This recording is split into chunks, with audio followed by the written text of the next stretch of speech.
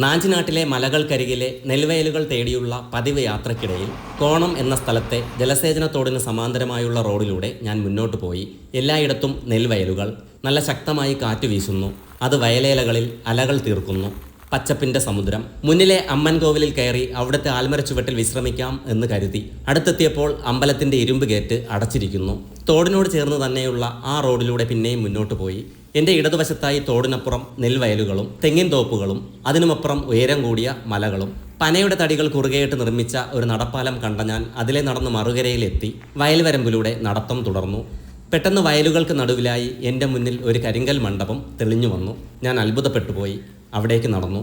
ഒരു ചെറിയ നീർച്ചാൽ മുറിച്ച് കടന്ന് ഞാൻ ആ മണ്ഡപത്തിൽ എത്തിച്ചേർന്നു. അവിടെ അങ്ങനെ നിൽക്കുമ്പോൾ കുറച്ച് ആടുകൾ അവിടെ വന്നു. അവ അവിടെ മേയാൻ തുടങ്ങി. ചിലപ്പോഴൊക്കെ അവ എന്നെ കൗതുകത്തോടെ നോക്കുന്നുണ്ടായിരുന്നു. വയലുകൾക്ക് നടുവിലെ ഒറ്റപ്പെട്ട മണ്ഡപം, വീശിയടിക്കുന്ന ചൂടുകാറ്റ്, ചുറ്റും മലകൾ, ഞാനും കുറച്ച് ആടുകളും മാത്രം.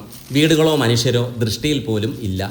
ഞാൻ മണ്ഡപത്തിൻ്റെ പിന്നിലൂടെ വയലിൽ ഇറങ്ങി. അപ്പോൾ കണ്ട കാഴ്ച എന്നെ സ്തബ്ധനാക്കി. പിന്നെയും കുറച്ച് ദൂരത്തിലായി വയലുകൾക്ക് നടുവിലായി ഒരു ചെറിയ അമ്പലം. അതിനോട് ചേർന്ന് ഒരു പനമരം. ആ പനയുടെ ചുവട്ടിലായി നീല സാരി ഉടുത്തു നിൽക്കുന്ന ഒരു വൃദ്ധ. അവർ അവിടെ നിന്ന് എന്നെ തന്നെ നോക്കുന്നു. പിന്നീട് അവർ വയൽ വരമ്പിലൂടെ എൻ്റെ നേർക്ക് നടന്നു വരാൻ തുടങ്ങി. നടന്നെന്ന് പറയാൻ കഴിയില്ല. ഒഴുകി വരുന്നത് പോലെ അതിവേഗം അവർ എൻ്റെ അടുത്ത് എത്തിച്ചേർന്നു. വാർദ്ധക്യം നിറഞ്ഞു തുളുമ്പുന്ന ഒരു രൂപം, ശാന്തമായി പുഞ്ചിരിക്കുന്ന മുഖം, മുറുക്കി ചുവന്ന ചുണ്ടുകൾ, കയ്യിൽ നീളമുള്ള ഒരു കമ്പും പുല്ലരിയുന്ന തരത്തിലുള്ള ഒരു കത്തിയും. ഞങ്ങൾ സംസാരിക്കാൻ തുടങ്ങി.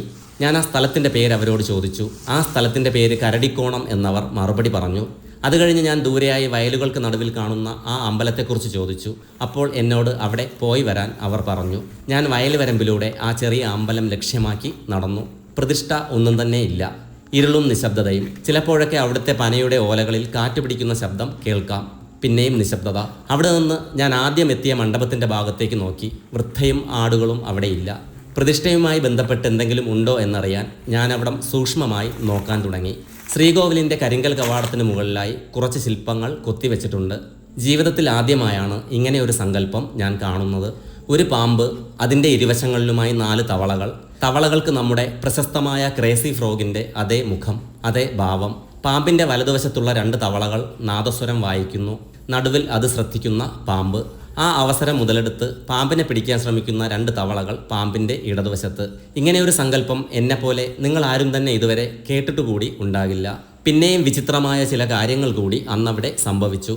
അതിനെക്കുറിച്ച് ഞാൻ മുമ്പ് എഴുതിയിരുന്നു. ഈ സീസണിലെ വയൽക്കാഴ്ചകൾ ഉൾപ്പെടുത്തിയ അവസാന വീഡിയോ ആണിത്. ഇപ്പോൾ ഈ വയലുകളിൽ കൊയ്ത്ത് കഴിഞ്ഞിട്ടുണ്ടാകും. വീഡിയോ പോസ്റ്റ് ചെയ്യാൻ വൈകിപ്പോയതാണ്.